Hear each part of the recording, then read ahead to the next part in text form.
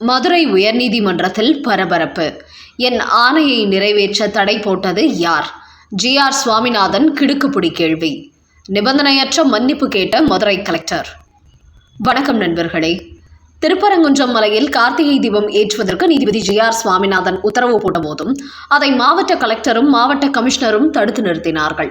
144 தடை உத்தரவு பிறப்பித்தார்கள். அதனால் நீதிபதி போட்ட உத்தரவை நிறைவேற்றாமல் நீதிமன்ற அவமதிப்பு செய்துவிட்டதாக மதுரை மாவட்ட கலெக்டர், கமிஷனர் உள்ளிட்டோர் மீது நீதிமன்ற அவமதிப்பு தொடரப்பட்டு அந்த வழக்கு விசாரணை நடைபெற்று வருகிறது. இந்த நிலையில் இன்று இந்த வழக்கு மீண்டும் நீதிபதி ஜி.ஆர். சுவாமிநாதன் அவர்கள் விசாரணைக்கு வந்தது. அப்போது அதிகாரிகள் சார்பில் ஆஜரான வழக்கறிஞர்கள் கிரி, திருப்பரங்குன்றம் மலைப்பகுதியில் அமைதியையும் நல்லிணக்கத்தையும் பாதுகாக்க வேண்டும் என்பதற்காகவே 144 தடை உத்தரவு பிறப்பிக்கப்பட்டது. பக்தர்களையும் பொதுமக்களையும் கோவிலுக்கு செல்ல விடாமல் தடுக்க வேண்டும் என்பது அதிகாரிகளின் நோக்கம் அல்ல. சட்டம் ஒழுங்கை காப்பாற்றவே நடவடிக்கை எடுக்கப்பட்டது. மேலும் நீதிமன்றம் கோவில் நிர்வாகம் அதிகாரிகள் மூலம் தீபத்தை ஏற்ற வேண்டும் என்று மட்டுமே உத்தரவிட்டிருந்தது. ஆனால் அங்கு ஆயிரக்கணக்கான மக்கள் திரண்டு விட்டார்கள். அதனால் நிலைமை கைமீறி சென்று விட்டது. கூட்டத்தை கட்டுப்படுத்த வேண்டும் என்ற கட்டாயம் ஏற்பட்டதால் தான் 144 தடை உத்தரவு பிறப்பிக்கப்பட்டது என்று கூறினார்.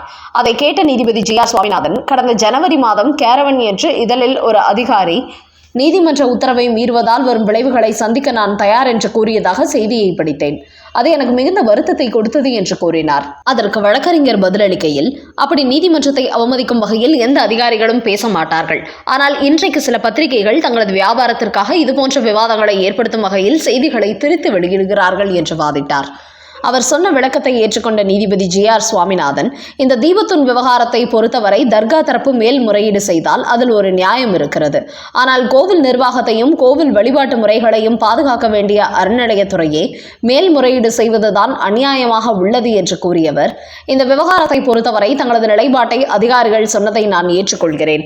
அவர்களுக்கு பல வகையிலும் அழுத்தம் இருக்கிறது. அதனால் அவர்கள் மீது நீதிமன்ற அவமதிப்பு வழக்கு தொடரவில்லை என்றாலும் மாவட்ட ஆட்சியர் பிறப்பித்த தடை உத்தரவில் தவறு இருக்கிறது என்று கூறினார். இதையடுத்து நீதிமன்ற உத்தரவை அமல்படுத்தாமல் அவமதித்ததாக குற்றம் சாட்டப்பட்டிருக்கும் மதுரை மாவட்ட கலெக்டர் பிரவீன்குமார், காவல் ஆணையர் லோகநாதன், கோவில் செயலர் உள்ளிட்ட பலரும் ஆஜரானார்கள். அப்போது மாவட்ட ஆட்சியர் மற்றும் காவல் ஆணையர் சார்பில் மனுக்கள் தாக்கல் செய்யப்பட்டன. அந்த மனுவில் அன்றைய தினம் நீதிமன்ற உத்தரவை அமல்படுத்த முடியாத சூழல் எங்களுக்கு ஏற்பட்டது. அதன் காரணமாகவே 144 தடை உத்தரவு போட்டோம். மற்றபடி நீதிமன்ற உத்தரவு மீற வேண்டும் என்கிற எண்ணமும் எங்களுக்கு கிடையாது. சட்டம் ஒழுங்கு பாதித்து மதக்கலவரம் ஆகிவிடக் கூடாது என்பதற்காகவே இந்த உத்தரவு பிறப்பித்தோம். எங்களது செயல்பாட்டில் தவறு இருந்தால் நிபந்தனையற்ற மன்னிப்பு கேட்டுக்கொள்கிறேன் என்று மதுரை மாவட்ட கலெக்டர் பிரவீன்குமார் நீதிபதியிடம் கேட்டுக்கொண்டார். அடுத்த செய்தி. பராசக்தி படம் குறித்த விவாதம். தேசிய அளவில் அசிங்கப்பட்டு போன திமுக. வைரலாகும் வீடியோவால் காற்றில் பறந்த ஸ்டாலின் மானம். நேற்று மக்களவையில் மத்திய அமைச்சர் நிர்மலா சீதாராமன் 2026-27 ஆண்டு மத்திய பட்ஜெட்டை தாக்கல் செய்தார். இதுகுறித்து ஒரு விவாதம் டைம்ஸ் நவ் என்கிற ஆங்கில செய்தி சேனலில் நடைபெற்றது. அதில் திமுக செய்தி தொடர்பாளர் சரவணன் அண்ணாதுரை மற்றும் பாஜக செய்தி தொடர்பாளர் ஷேஷாத் மூனவல்லா ஆகியோர் பங்கேற்றார்கள். அப்போது பட்ஜெட் குறித்த கருத்துக்களை பேசாமல் தமிழகத்தில் நடந்த மொழி போர், ஹிந்தி திணிப்பு சம்பந்தமாக பேசத் தொடங்கிய திமுக செய்தி தொடர்பாளர் சரவணன் அண்ணாதுரை சமீபத்தில் திரைக்கு வந்த பராசக்தி படம் குறித்து பேசத் தொடங்கினார். அப்போது குறுக்கிட்ட பாஜக செய்தி தொடர்பாளர், இந்த ஹிந்தி எதிர்ப்பு போராட்டம் யார் ஆட்சியில் நடந்தது என்று கேட்டார். அதற்கு அவர், காங்கிரஸ் ஆட்சி காலத்தில் என்று பதில் கொடுத்தார். நீங்கள் இப்போது யாருடன் கூட்டணியில் இருக்கிறீர்கள் என்று பாஜக செய்தி தொடர்பாளர் கேள்வி கேட்க, அவர் எதற்காக அப்படி கேட்கிறார் என்பதை புரிந்து கொண்ட திமுக செய்தி தொடர்பாளர் அமைதியாக இருக்க, பாஜக செய்தி பொறுப்பாளரோ எந்த காங்கிரஸுக்கு எதிராக போர்க்கொடி பிடித்தீர்களோ அதே காங்கிரசுடன் தான் இப்போது கூட்டணி வைத்திருக்கிறீர்கள் என்று கூறினார். இது எப்படிப்பட்ட அரசியல் என்று கேட்டதை அடுத்து அவருக்கு சரியான பதிலடி கொடுக்க முடியாமல் சிரித்து எழுப்பினார் திமுக செய்தி தொடர்பாளர் சரவணன் அண்ணாதுரை.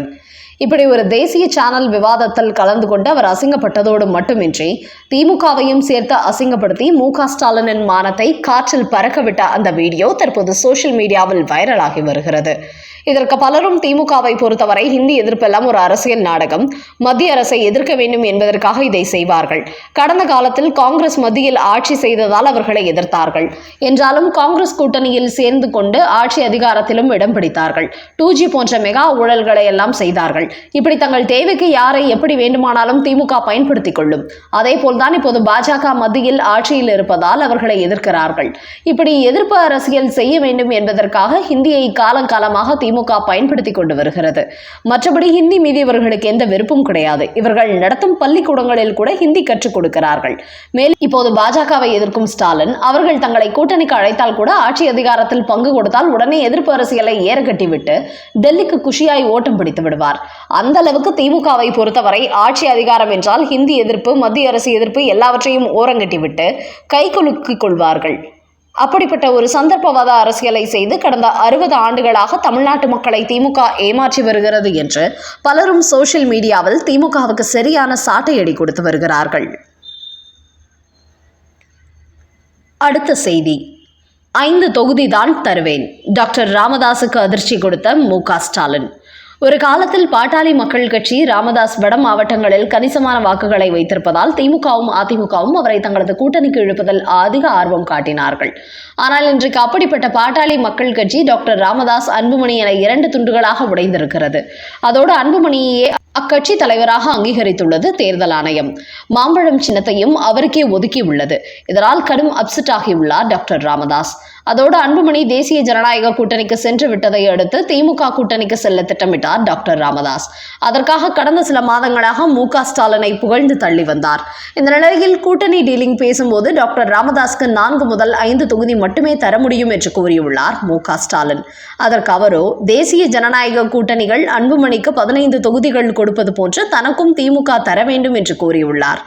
ஆனால் அதற்கு மு.க. ஸ்டாலின் மறுத்துவிட்டாராம். இதனால் கடுமையான அதிர்ச்சியில் இருக்கும் டாக்டர் ராமதாஸ் தன்னை சந்திக்க வரும் கட்சி நிர்வாகிகளிடத்திலும் கடுமையான போக்கை காண்பித்து வருகிறாராம். குறிப்பாக மு.க. ஸ்டாலின் 5 தொகுதி மட்டுமே தருவேன் என்று சொன்ன பிறகும் அதை டாக்டர் ராமதாஸால் தூக்கி போட்டுவிட்டு வெளியே வர முடியவில்லையாம். திமுகவை விட்டால் இந்த முறை போட்டியிட முடியாத சூழல்தான் ஏற்படும் என்பதால் 13 மாவட்டங்களைச் சேர்ந்த பாமக நிர்வாகிகளுடன் வேட்பு மனுக்களை வாங்க தொடங்கியிருக்கிறார். அதோடு கூட்டணி குறித்து இன்னும் முடிவு செய்யவில்லை என்று கூறி வருகிறார் டாக்டர் ராமதாஸ். அந்த வகையில் தற்போது அவரது ஆதரவாளர்கள் திமுக, தாவேகா என 2 பக்கமும் பேச்சுவார்த்தை நடத்தினாலும் இறுதியில் திமுக கூட்டணிக்கு தான் அவர் செல்ல வாய்ப்பு இருக்கிறது.